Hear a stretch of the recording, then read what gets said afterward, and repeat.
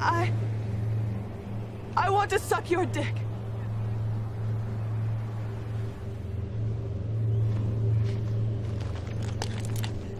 If you don't let me suck your dick, I'm gonna kill myself. Oh, ok. On va parler de Southland Tales.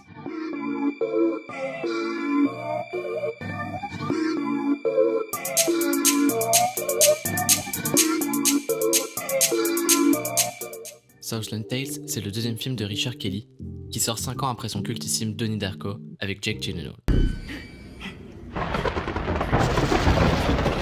Le film sera présenté en sélection officielle lors de la 59e édition du Festival de Cannes en 2006, un festival lors duquel l'accueil pour le film va être plutôt mitigé. Madame, je n'écrirai rien sur ce film, c'est une merde. D'ailleurs, pour la petite anecdote, le film ne sortira jamais en salle en France. Voilà, mais c'était sûr en fait. C'était sûr. Au casting, on retrouve Dwayne Johnson, qui, avant d'être l'acteur le mieux payé au monde, suite à ses performances dans Jumanji et Fast and Furious, était déjà connu de tous comme étant le catcheur The Rock et aussi le roi Scorpion.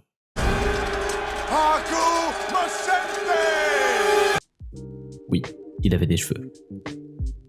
Nani? Il y a aussi Sean William Scott, qui lui est connu pour avoir joué le doux et le délicat Stifler. Vie à compter. J'ai un scénar pour toi, vieux. T'achètes un grand carton de capote et tu vas te faire enculer. Il y a également Sarah Michelle Gellar, qu'on connaît surtout pour son rôle de Buffy contre les vampires, mais on a tendance à oublier que c'est elle aussi qui joue Daphné dans les aventures de Scooby-Doo et qu'elle a aussi une mort nulle dans Scream.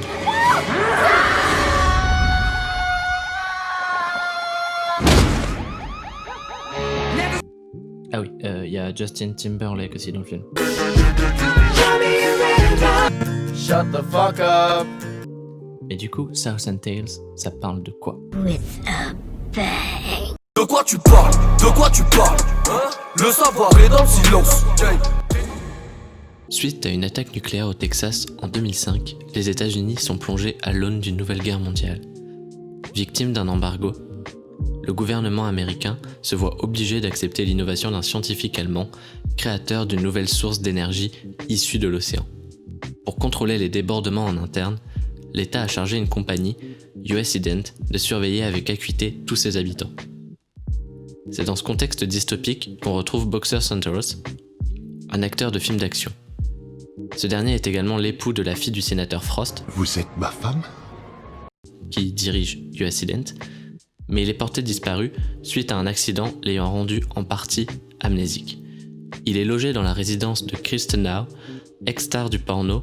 C'est vous? Gorge profonde 2? Non, je suis pas dans ce film-là. Avec laquelle il a écrit le scénario d'un film dystopique intitulé The Power. En parallèle, on suit Roland. Bon, lui, on sait pas trop qui c'est, et lui non plus apparemment, mais il est là et c'est l'essentiel. Ah, et c'est Justin, un ancien soldat, qui fait la voix off et qui nous raconte l'histoire. Cacamoulax. Camoulax! Le film fait 2h24, initialement 2h41 avant un petit lifting sur la table de montage, et le nombre de sujets qu'il va aborder est assez gigantesque. J'espère que vous êtes prêts. Vers l'infini et au-delà! Le film parle de conflits politiques entre des conservateurs et des néo-marxistes. Nous pensons que c'est un groupe néo-marxiste qui vous a enlevé. Sale vermine! De théories du complot. Waouh. Des dangers des nouvelles technologies. De surveillance des populations façon Big Brother. De la société de consommation de porno. De la guerre et plus précisément des soldats de retour de la guerre. Et de leur syndrome post-traumatique.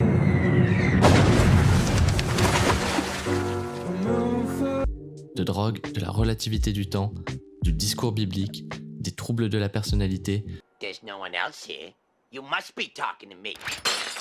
du fanatisme, Oh, Pete Dirty, si tu me vois, je t'encule, ok? des violences policières.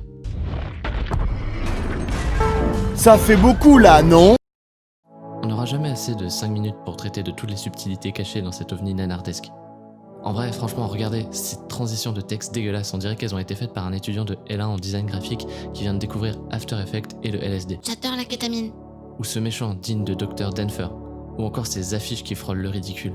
Mais ici, contrairement à Sharknadoes qui n'avait pour objectif de faire du nanar que pour faire du nanar, le tout est contrebalancé par de vrais moments de cinéma, au cadre léché et au dialogue splendidement ubuesque.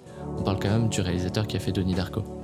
Le film pose une critique de la société de consommation avec des acteurs de la société de consommation en utilisant les codes de la société de consommation. Le tout en proposant un film qui va à l'encontre de la société fast-food et qui doit donc se revoir plusieurs fois pour être apprécié et compris. Mais comme je le disais précédemment, le film a été mal accueilli et a été assez vite oublié. Et c'est hyper triste à dire, mais ce film c'est l'avant-dernier de Richard Kelly qui sortira en 2009, The Box, et ça sera son dernier film. C'est-à-dire qu'on est en 2020 et ça va bientôt faire 15 ans qu'il n'a pas réalisé de film. Et c'est dommage parce que c'est un réalisateur hyper talentueux, avec plein d'idées novatrices, et qui nous laisse finalement deux œuvres géniales qui sortent des sentiers battus certes, mais ça laisse un goût de trop peu. Parce que c'est trop bête. Parce qu'il est génial Richard Kelly. Apparemment tu m'aimes pas.